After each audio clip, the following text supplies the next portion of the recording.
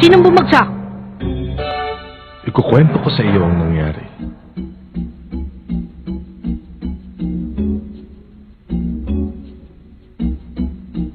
Kilua. Sinabi ko na nga ba't hindi mo nalata?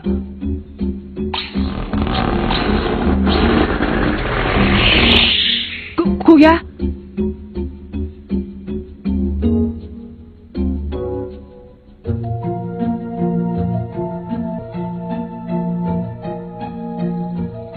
Kapatid ni Kilua? Tama. Kitara Kuro ang tawag sa kanya, pero ang tunay niyang pangalan ay Irumi Zordik. Noong magpatala siya sa komite, ang tunay niyang pangalan ang kanyang sinabi. Ituloy niyo ginawang sa Totsu. Sige, ikukwento ko sa iyo kung ano nangyari sa laban nilang dalawa. Kuya pala siya ni Kilua. Kamusta?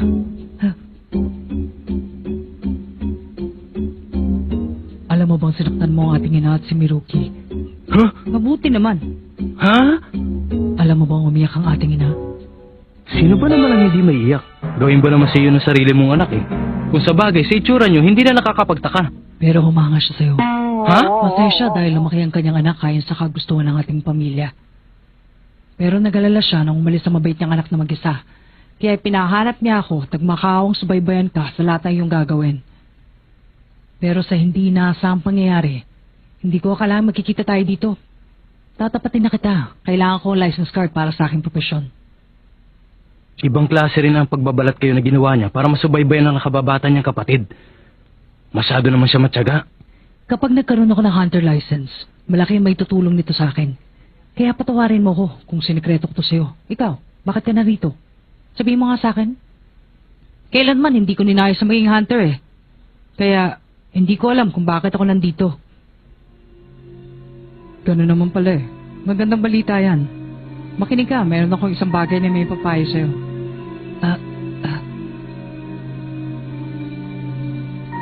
Ikaw ay hindi nararapat na maging isang hunter. Ang buhay na naghihintay sa'yo ay bilang isang professional. Talaga sinabi niya yun? Oo, iyon ay eksaktong salita ng kanyang kuya. Narinig ko na ang tungkol dyan. Pero ang pamilya niya ay... Doon na nagsimula ang lahat, Kinoonggon. Noong oras na yon ay hindi na niya naitago ang pagkabagabag. Nagpatuloy pa rin ang kanyang kuya. Sa pamilyang Zordik, ikaw ang lumabas na walang kwenta. Hindi mo pa rin nakikilala ang sarili mo. Wala kang pangarap hanggang ngayon. Tama ka. Nakakaramdam ka lang ng kasiyahan kapag nakakita ka ng taong binabawian na ng buhay. Hindi! Totoo yun, Kilua. Dahil gano'n ang paraan ng pagpapalaki sa'yo na ginawa ko at ng ating ama. Walang ibang tao makakapagpatunay sa lahat ng aking sinabi ngayon kundi ikaw lamang. Kaya magtapat ka na, kapatid ko. Anong dahilan kung bakit gusto mong maging hunter?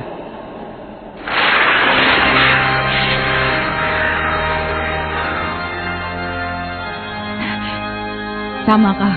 Kailanman, hindi ko pinangarap na maging isang hunter. Pero ngayon, meron na akong gustong gawin sa aking buhay. Wala. Meron! Mula ngayon, meron na rin akong pangarap. Huh?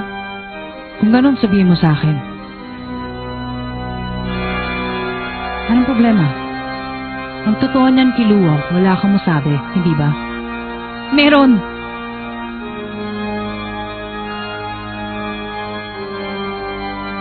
Sigon, gusto ko siya maging kaibigan. At saka, sawa na ako sa pagtitil ng buhay. Gusto kong magkaroon ng maraming kaibigan. Maging ordinaryong bata. Maging masaya. Kagaya ni Gon. Imposible. Hindi ko pwedeng magkaroon ng kaibigan. Hindi. Pwede mo lang husgahan ng tao kung tatapusin mo siya o hindi. Dahil ganun na papalaki sa'yo. Huwag mo kakalimutan ang sinabi ko. Siguro, masyado ka lang humanga sa kakayahang pinakita sa'yo ni Gon. Pero hindi yun sapat para kaibiganin mo siya. Mali ka. Kung magiging kaibigan mo siya, hindi magtatagal, tatapusin mo rin ang kanyang buhay. Mararamdaman mo yan sa buong mong katawan. Hindi mo mapipigilan. Dahil ang dugong nananalaytay sa'yo ay dugong ng Zordik. Maaring tama ka. Pero hindi ko gagawin yun. Gusto ko siya maging kaibigan. Kaya hindi ko siya sasaktan. Sigurado ka? Oo. Makulit ka talaga. Naalala mo ba nung humingi ka ng aso? Hindi ako nagdalawang isip, binigyan kita. Pero natuwa ka lang sa kanya nung una. Bandang huli, nagsawa ka rin. Kaya hindi mo siya inilagaan. Binabalaan kita hanggang tiyan ka lang. Oo, alam ko. Hindi ako makikialam. Kilua, wala akong pakialam kung kuya mo pa ang taong yan. Tapusin mo na siya dahil niloloko ka lamang niya. Kaya huwag mo siyang pakinggan. Akala mo aso ang pinag-uusapan nyo? Hindi aso si Gon. Bakit hindi mo gawin sa kanya yung ginawa mo kay Janice? Para matapos at maging hunter ka na. Ano ka ba? Nakalimutan mo na ba magkaibigan kay ni Gon? Alam kong ganun ang iniisip ni Gon. Ano? Totoo ba yun? Siyempre naman, baliw! Nako, malaking problema to. Akala ni Gon magkaibigan na kayong dalawa. Ayos. Siguro na lang tatapusin ko.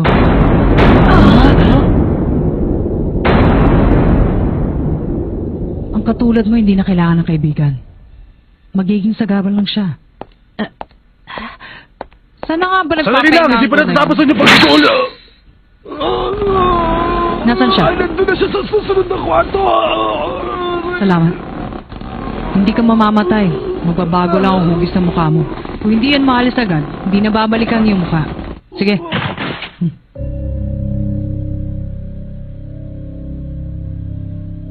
Nako, malaking problema to. Sabi ko naman sa inyo, kailangan ko lang ng license card para maging matagumpay ang aking negosyo. Kung tatapusin ko silang lahat ngayon, siguradong babagsak ako at makakapasa bilang hunter si Kilua. Oops, mali. Ganun din ang mangyayari kung tatapusin ko si Gon. Alam ko na. Tatapusin ko muna ang laro bago si Gon. Kapag natapos ang laban namin ni Kilua, kahit ubusin ko pa ang lahat ng tao dito, hindi niyo na ako pwede ibagsak, hindi ba? Tama! Magagawa mo lahat ng gusto mo. Narinig mo ang sinabi niya, Kilua. Kailangan mong lumaban at manalo kung hindi mapapahamak ang kaibigan mo si Gon. Meron ka na bang lakas ng loob para lumaban sa akin? Wala. Sa mga oras na to, mas importante sa iyong magdesisyon kung tatapusin mo o hindi. Kasi iligtas ang buhay ng sinasabi mo kaibigan. Ha? Alam ko na ako anong nasa isip mo ngayon, hindi ba? Kailanman hindi ko makakayang tapusin ang aking kuya. Huwag kang lalaban sa isang taong hindi mo kayang talunin. Yan ang paulit-ulit ko sinasabi sa iyo.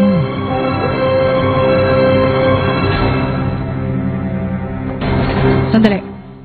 Kapag kumilos ka, baka isipin kong ito na ang simula ng laban. At pag nagdikit ang ating katawan, baka hindi ko na mapigilan ang aking sarili. Kaya huwag kang gagalaw. Isa lang ang paraan para matigil ito. At alam mo yun. Kaya lang isipin mo. Kapag hindi ka lumaban sa akin, ang pinahalagaan mo kaibigan ang mamamatay. Tapusin mo ang hambog niyan, Kilua!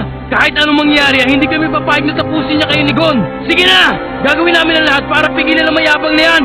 Basta huwag ka na magpapatalo sa kanya! Kilua!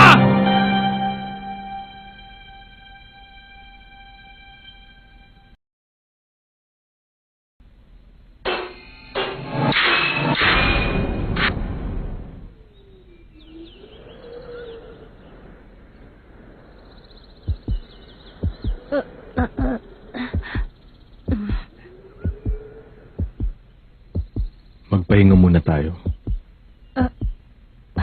Ayos lang ako. Ipagpatuloy na po natin. Sige, Gon. Itutuloy ko.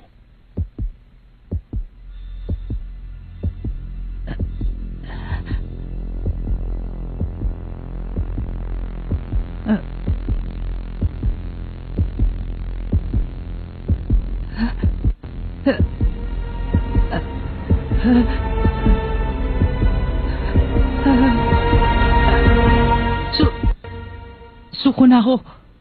Suko na ako, Kuya Rumi. Ha?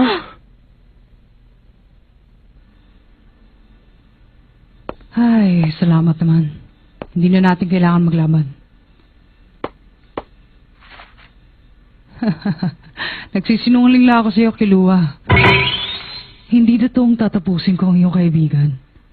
Hindi lang kasi ako makapaniwalang masasabi mo ang mga salitang yun. Kaya sinubukan ko kung talagang matigas na ang dibdib mo. Pero nakaramdam din ako ng kaba kanina. Pero ngayon, maliwanag na ang lahat.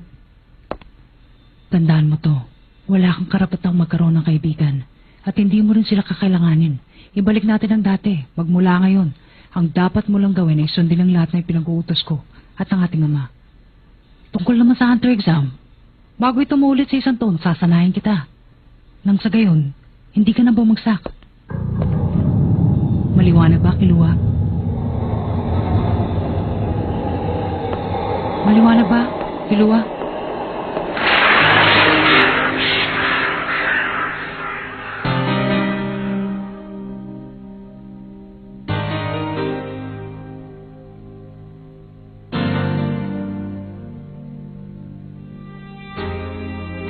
Pagkatapos nun, parang bumagsak ang buong pagkatao ni Ginoong Kilua. Wala siyang pinakitang reaksyon sa mga sinabi nila Ginoong Leorio at Ginoong Kurapika. Matapos ang lahat, nagsimula naman ang laban nila Ginoong Leorio at Ginoong Poldoro.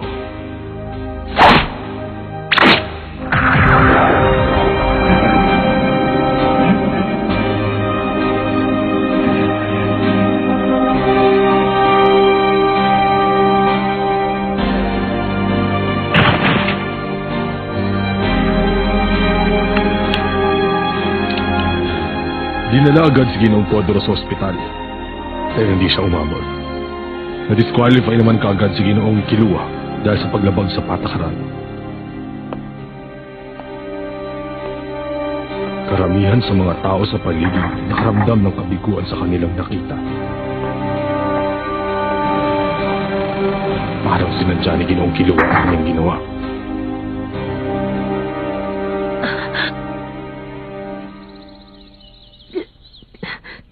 Kilua!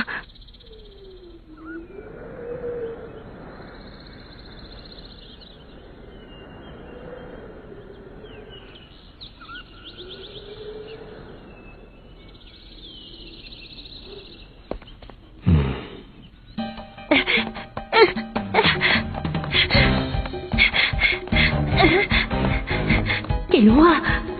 Kilua! Kilua!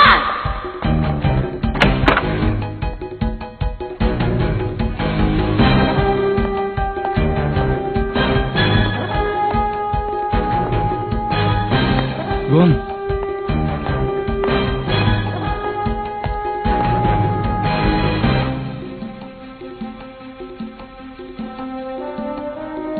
Si Kilua! Humingi ka ng tawad sa kanya! Humingi ng tawad? Para saan? Huwag mong sabihin hindi mo alam kung para saan! Hindi. Wala kang karapatang maging kuya ni Kilua! Kailangan ba ng karapatan para maging kuya niya?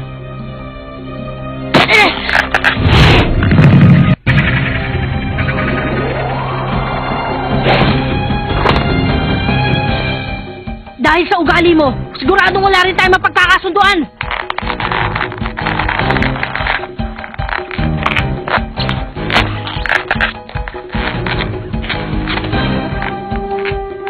Malakas siya.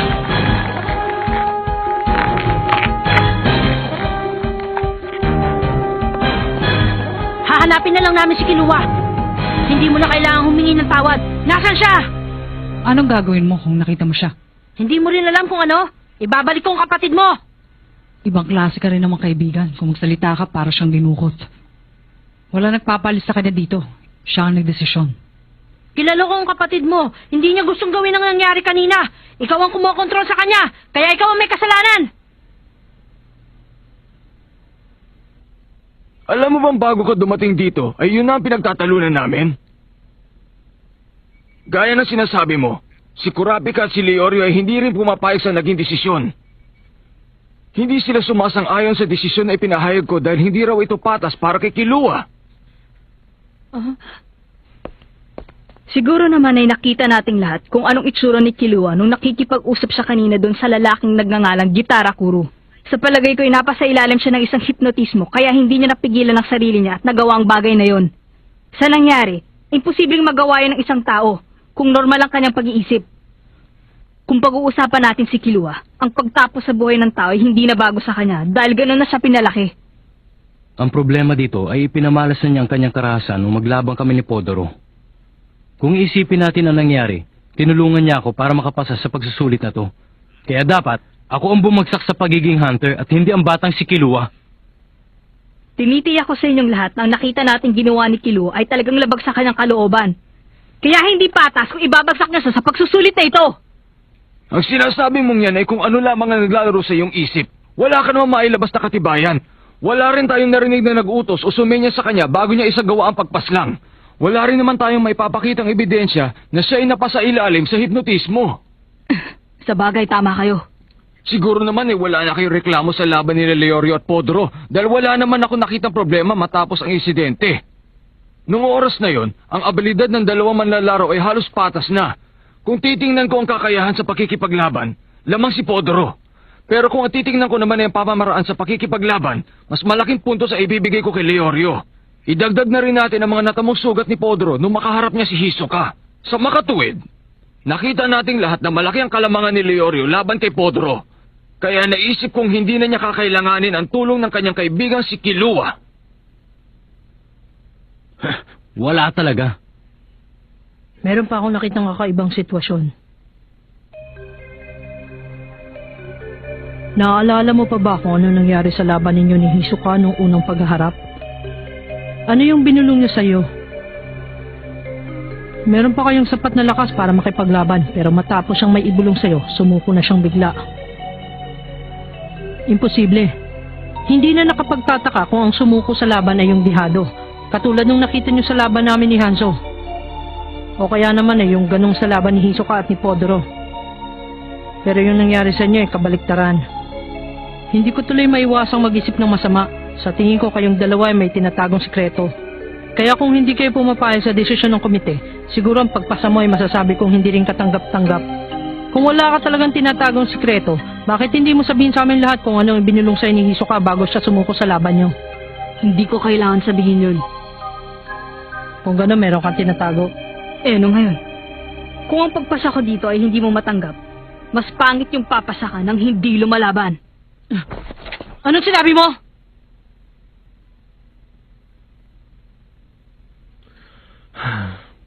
Hindi nyo kailangang magtalo, kaya tama na. Wala rin kayong karapatang magreklamo sa pagpasa ng isang aplikante. Kung hindi nyo gusto ang nangyari sa inyo, galingan nyo na lang sa susunod para mabawi nyo ang inyong tiwala sa sarili. Si Kilua, alam kong kayang-kaya niyang ipasa ang pagsusulit na ito. Kaya masama ang loob ko sa nangyari sa aking kaibigan. At ikaw, ang sama mo. Pinipilit mo si Kilua ang kumitil ng buhay ng tao. Kahit nalalaman mong labag yun sa kanyang kalooban, hindi kita mapapatawad! Hindi mo papatawad? Anong gagawin mo? Wala akong gagawin sa'yo. Pag nakita ko si Kilua, gagawin ko ang lahat ng aking makakaya para mailayo siya sa inyo. Talaga?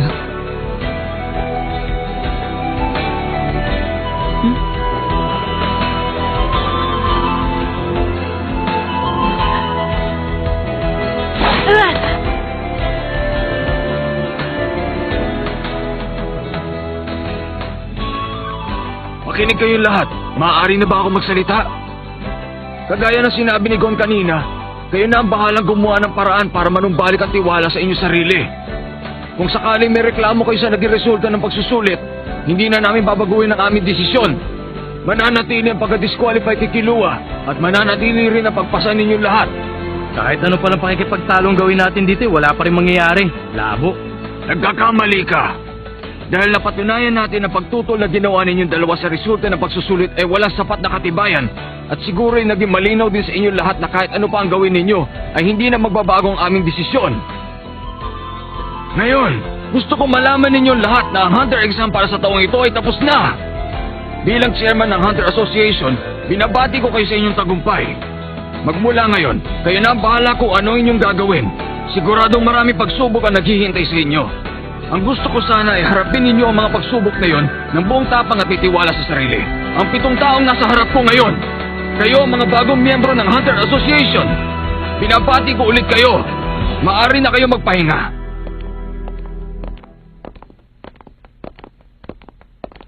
Gitara! Hindi! Irumi!